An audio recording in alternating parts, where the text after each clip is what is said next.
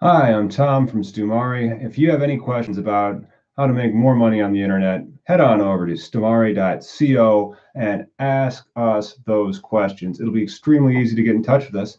We use Zadabox as our chat client. It also has various other marketing features that it has, including one of the off-frame boxes that pops up. It has some nice headers, some decent email capturing, and they just came out with a landing page thing. We use Zadabox because it has a nice price point, and it also integrates really well with the Facebook Messenger chat app. So we're not going to be talking about Zadabox anymore. I guess we've already given them enough of a plug. We like them. But we do want to talk about some SEO content writing and best practices. So when you are drafting your blog posts to rank on Google, and people say SEO a lot, search engine optimization, you might get kind of cross-eyed and be confused by it if you're just a normal business owner that wants to make more money on the internet by being visible and easy to be found. When somebody, here's how people buy things. And it's really important to understand how people buy things and when people make decisions to do that buying. Usually what you want to do, and a lot of advertising doesn't do this, for example, billboards, it doesn't do this. What you want to do is you want to find when that possible client has a need that can be addressed by your product or service, and you want to find that time that they have that need and be there for them as quickly as you can. That's entirely different than if you're not hungry and you're driving by a billboard for McDonald's. Now, if you were hungry and you passed the McDonald's, you'd be like, oh, you see, it illustrates that hitting of that need. SEO is great because people ask Google questions, and people ask Google for products that they want and need, and Google's search algorithm crawls these things. And if you want to check out the Google search algorithm, get in touch with us over at stumari.co. We'll give you a link to it. They publish, it's not necessarily the algorithm that they publish, because that would be difficult to read. All right, we don't have to talk about algorithms, but it is an explanation of what they're doing. Back in the day, 20 years ago, the algorithm was much smaller than it is now. It has continued to grow and increase, and now the documentation, for lack of a better term, on it is over 200 pages long. What can you do when you're making your own blog where you're not going to get overly confused by 200 pages of Google documentation regarding their algorithm that they've been perfecting for 20 years? Here's something that I like to keep it really, really simple and clear when I'm training a new content writer. And it's just this and that, two things: tag it and space it. All right. When you're making that content, first, when you have a question or you have a problem that you're going to ask Google, it's usually specific. You're not like, very seldom, and I'm sure if you ask Google, because of Hitchhiker's Guide to the Galaxy, what is the meaning of life, it would say 42, because that's the question, that's the answer that a lot of people have said.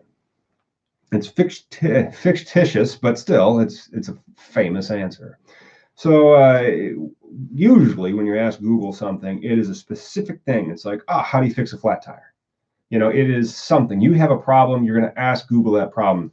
How do I get a divorce lawyer? Something like that. You are going to ask something that is very, very keyword centric. We can call it keyword centric in the sense that that keyword is the relevant thing that you want the search algorithm to crawl all the pages and say, here is the stuff that we think that you're looking for.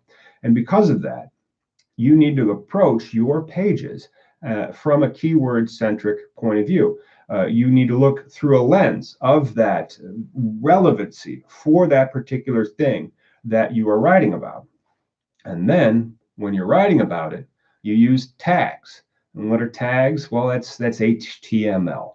And HTML, you should know. If you don't know HTML, and you are using a WordPress solution for doing your blog content, which is industry standard, it's a large percentage of the internet. And if you are trying to get found on Google by using SEO best practices, it's one of the best platforms to manage your content.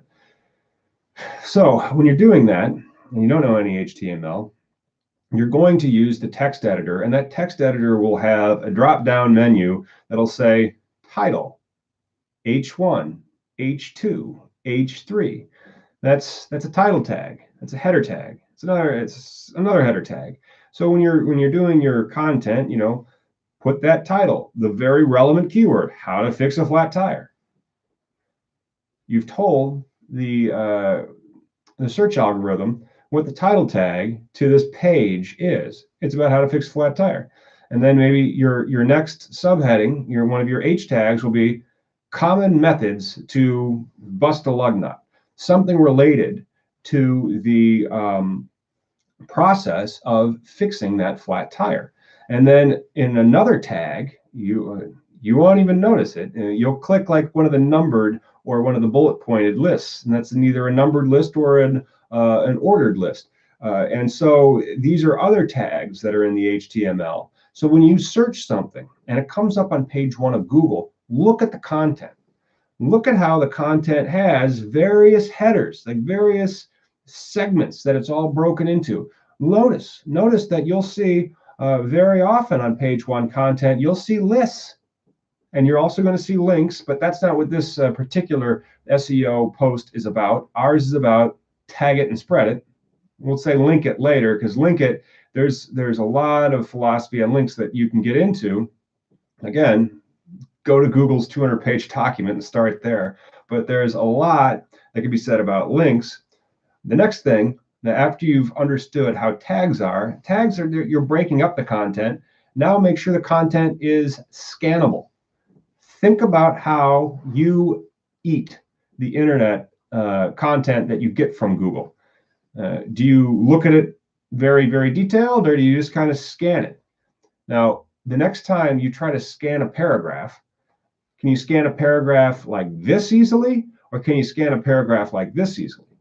You can scan a paragraph like this. So your paragraph should be 1 to 2 sentences. And that gives you a lot of nice white space, which is easier on the eye and scrolls good. And then if you're using our SEO machine, we have a very opinionated version of what we think good SEO and clean UI and UX looks like. So it's legible, it's easy to read on mobile or on the desktop, and you can scroll through it.